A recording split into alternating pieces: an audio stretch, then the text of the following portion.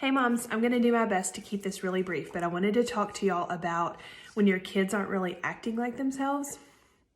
This has happened to me a lot lately, within the last year probably, where Tate will have a day. Tate's my youngest, and he's 2, almost 3, and he'll have a day where he's hitting or dumping out toys with no reason and destroying things and knocking things over that his siblings are playing with.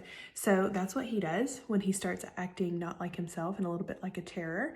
And then my middle child just kind of sulks and frowns and doesn't want to talk.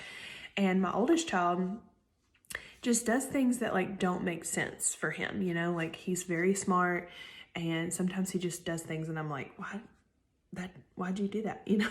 So anyway, all these things kind of add up to them not being themselves. And I gave that a lot of thought and came up with a short list of questions for me to ask myself and to share with y'all on if your kid is not acting right. So number 1 is, have you had an opportunity to give them your full and undivided attention? So for me, that's my phone, but it could be anything, any project, any housework, any whatever. If your kids haven't had at least a little bit of your undivided attention today, that could be a reason that they're not acting like themselves, or that they're acting differently, or like they're demon possessed, whatever it is that they're dealing with, that could be a culprit. Number 2 is, have they gotten their energy out? Have they had a chance to get their heart rate up? It doesn't necessarily have to mean exercise, but just getting outside, getting fresh air, running up and down the stairs. I know during quarantine I had to come up with several different things for my kids to do to kind of get that energy out. But if they haven't gotten that energy out over the course of the day, their attitude just gets worse and worse. So that's always something I try to think about.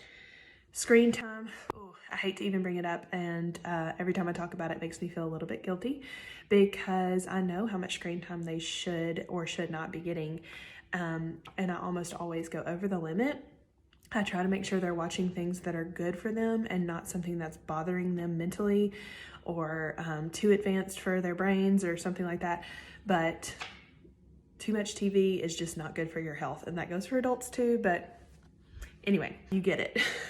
Number 4, this is especially important for boys, rough and tumble play. I've actually talked to my counselor about this before. Boys need physical playtime with their parents. I never wanted to like get down in the floor and wrestle. My husband doesn't mind doing that, but I never really enjoyed doing that. But she said that I could like have a tickle attack or just little things like that. Squeeze them really tight. Just they need that physical rough and tumble play. And I don't think it's bad at all for girls. Only helpful, I think. But specifically for boys, they really need that rough and tumble play. Number 5 is, have they been snuggled, hugged, kissed, and told that you love them today? Sometimes I get to the end of the day and I'm like, okay, I need to do more of that. There's 3 of them, so it's hard to remember like which one have I done that for and said that to, but you know, each kid needs it every single day. So that's one of the questions I ask myself. The last one is very important.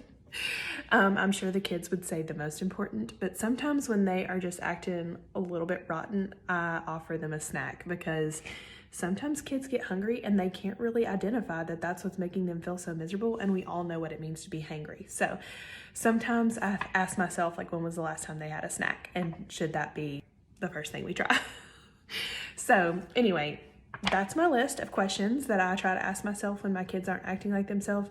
I would definitely say like full undivided attention is my weakest point because I can always be thinking of things that I need to do. And I always have a running list in my head of things that I want to accomplish. So that one's really difficult for me. Some of these other ones are a little easier. Screen time's kind of difficult. But anyway, I want to know what you struggle with and if you had ever thought of like having a list of things to ask your kids when they obviously need something from you. Okay, bye moms.